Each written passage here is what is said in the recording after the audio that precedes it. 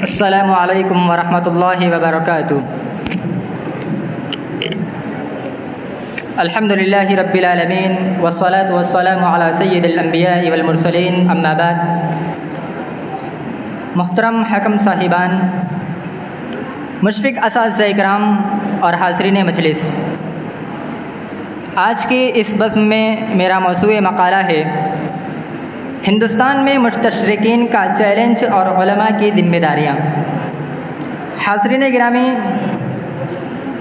استشراق، مستشرق اور مشرق کا مطلب۔ مستشرق کا لغوی معنی ہے مشرقی زبان و ادب کا ماہر۔ استشراق کا معنی ہوتا ہے مشرقی زبان و ادب، تہذیب و ثقافت اور نظریات کا مطالعہ کرنا، لیکن اصطلاح میں مستشرق اس غیر مسلم یا مغربی یورپی عالم و فاضل کو کہا جاتا ہے جس نے مشرقی علوم حاصل کیے ہوں اور مشرقی علوم، تہذیب و ثقافت یا زبان و ادب کو اپنی تصنیف و تحقیق کا موضوع بنایا ہو۔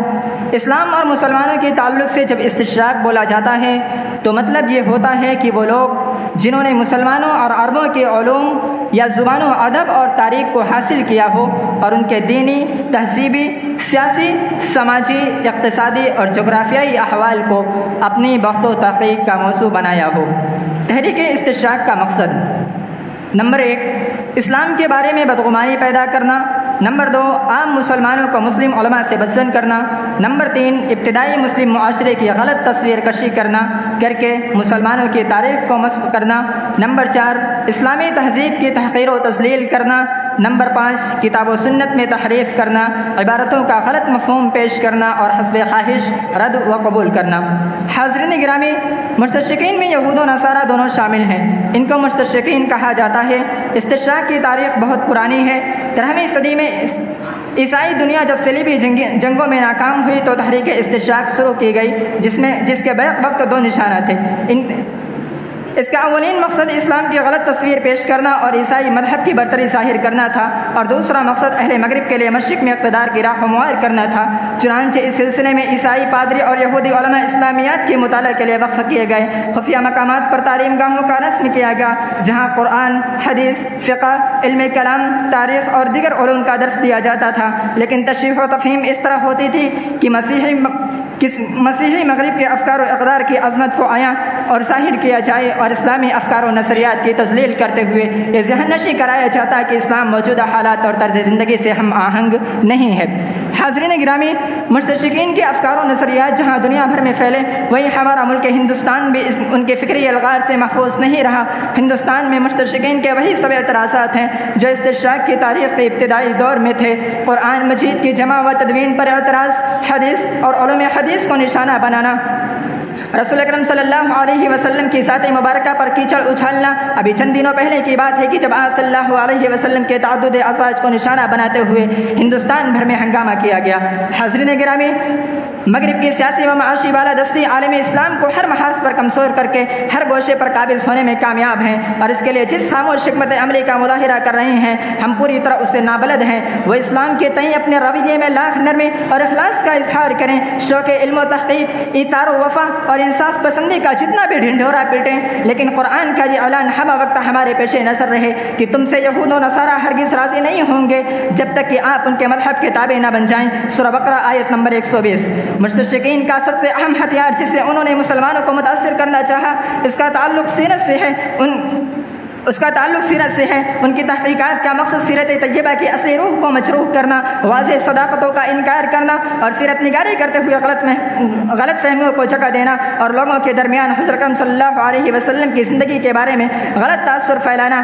سیرت کے کسی موضوع پر لکھنے سے پہلے اس کے متعلق ایک موقف قائم کرتے ہیں اور پھر اس کے لیے وہ کمزور سے کمزور روایات ڈھونڈتے اور ان سے غلط استدلال و معانی اخذ کرتے ہیں۔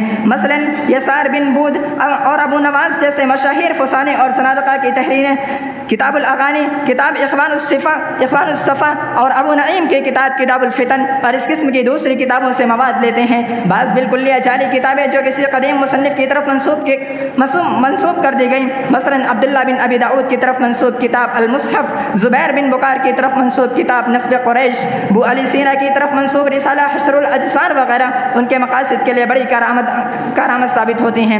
ان کے ہر کارنامے کے پیچھے کچھ زہریلے جراثیم ہوتے ہیں۔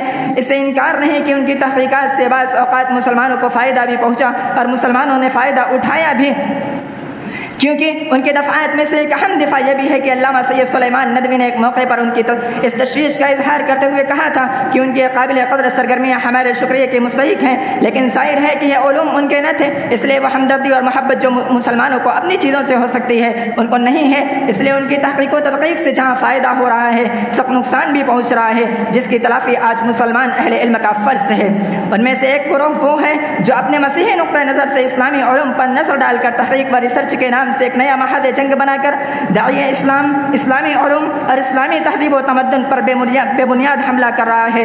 قرآن مجید، حدیث، تصوف، سیر، رجال، علم کلام اور فقہ سب ان کی زد میں ہیں۔ نہیں کہا جا سکتا کہ یورپ کے اس رنگ کے لٹریچر سے اسلام کو کس قدر شدید نقصان پہنچا ہے اور پہنچے گا، اور اگر یہ زہر اسی طرح پھیلتا رہا اور اس کا تریاق نہیں تیار کیا گیا تو معلوم نہیں کس حد تک نوجوان مسلمانوں کے دماغوں میں سرایت کر جائے گی۔ بحوالہ اسلام اور مستشرقین، آج جبکہ مستشرقین علم و تحقیق کے نام پر ایسے نظریات و اصطلاحات پیش کرتے ہیں جن سے اصلاحی تعلیمات کے خلاف ارتداد و انحراف کی فضا پیدا ہو جائے اور نئی نسل کا تعلیم یافتہ طبقہ عیسائیت کے حلقہ بگوش ہو جائے، تو موجودہ دور کے فکر اور فلسفے کو غلط ثابت کرنے کے لیے ضروری ہے۔ اس وقت علماء ہند کے کاندھوں پر کتنی بڑی ذمہ داری ہے، اس کا اندازہ ہم بخوبی لگا سکتے ہیں۔